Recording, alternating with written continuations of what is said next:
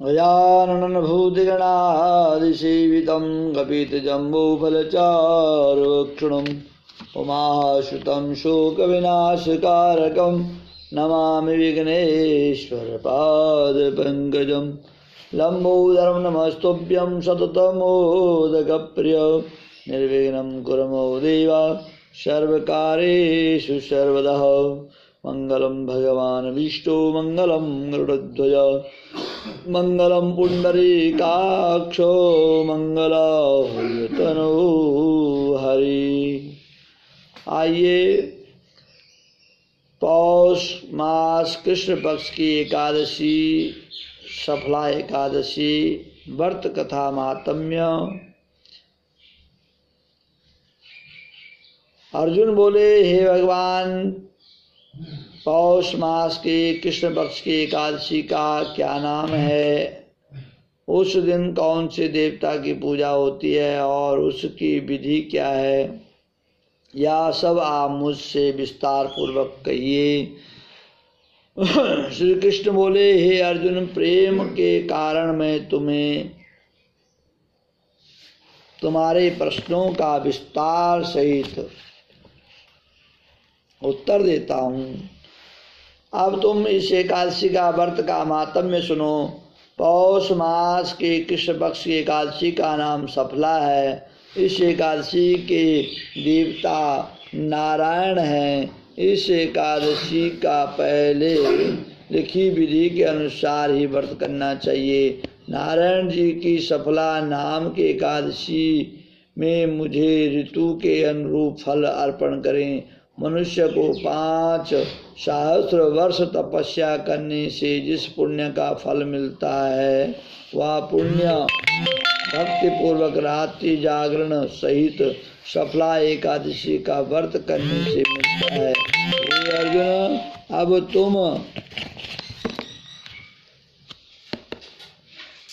हे अर्जुन, अब तुम सफला एकादशी की कथा ध्यान पूर्वक सुनो। चंपावती नगरी में एक महिष्मान नाम का राजा राज्य करता था। उस राजा के 4 पुत्र थे।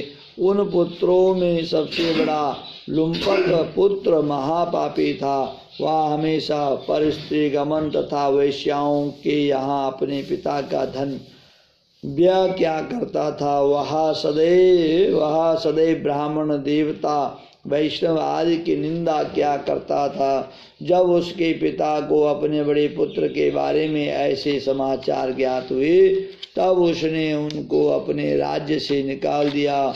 जब लुम्बक सबसे द्वारा त्याग दिया गया, वह सोचने लगा कि अब मैं क्या करूं, कहाँ जाऊं।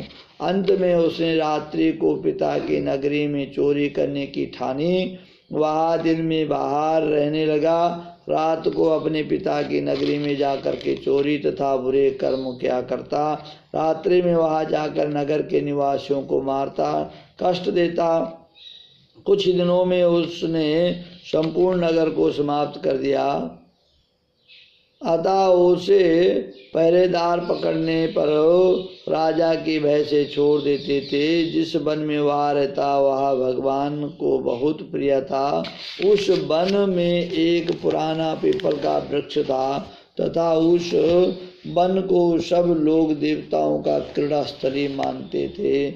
इस वन में पीपल के वृक्ष के नीचे महापापी लुम्पक रहता था। कुछ दिनों के बाद पौ मास के कृष्ण पक्ष के एकादशी के दिन वह वस्त्रहीन होने के कारण शीत के मारे मूर्छित हो गया।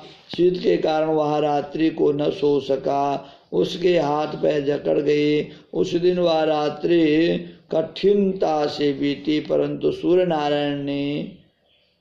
नारायण के उदय होने पर भी उसकी मूर्छा न गई। सफला एकादशी के मध्यम तक वह दुराचारी मूर्छित ही पड़ा रहा। जब सूर्य की गर्मी से उसे कुछ गर्मी मिली तब उसे होश आया और उसने अपने स्थान से उठकर गिरते पड़ते वन में भोजन की खोज में चल पड़ा।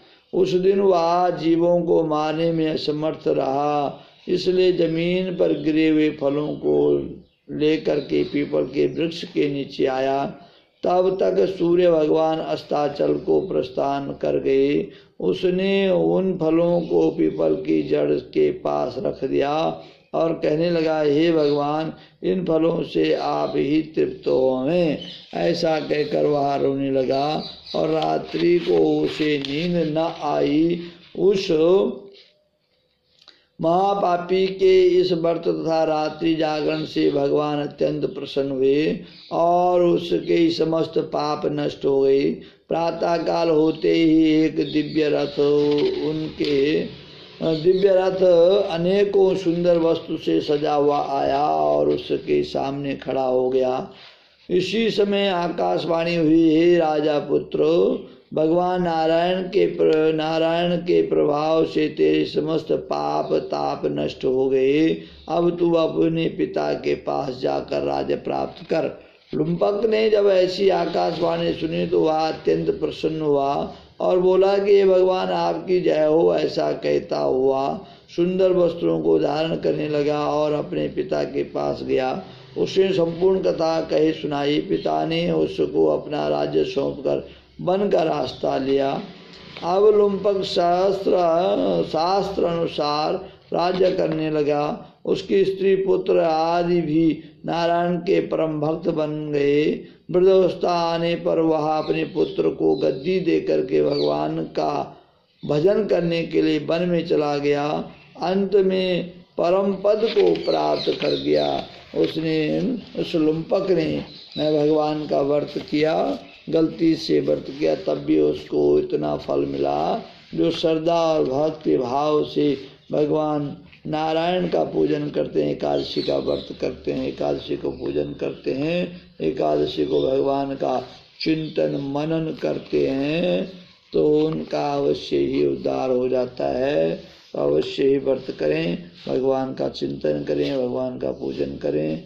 मेरे YouTube चैनल को आप सब्सक्राइब लाइक अवश्य करें। मैं आचार्य चंद्रभूषण काफ़ी दिनों के बाद आज आप लोगों के बीच में समय न लगने के कारण से हम बीच में कथाएं नहीं सुना सके। तो आशा है कि आगे हम इसी प्रकार से आपके बीच में अन्य जो धार्मिक कथाएं हैं वो लाते रहेंगे।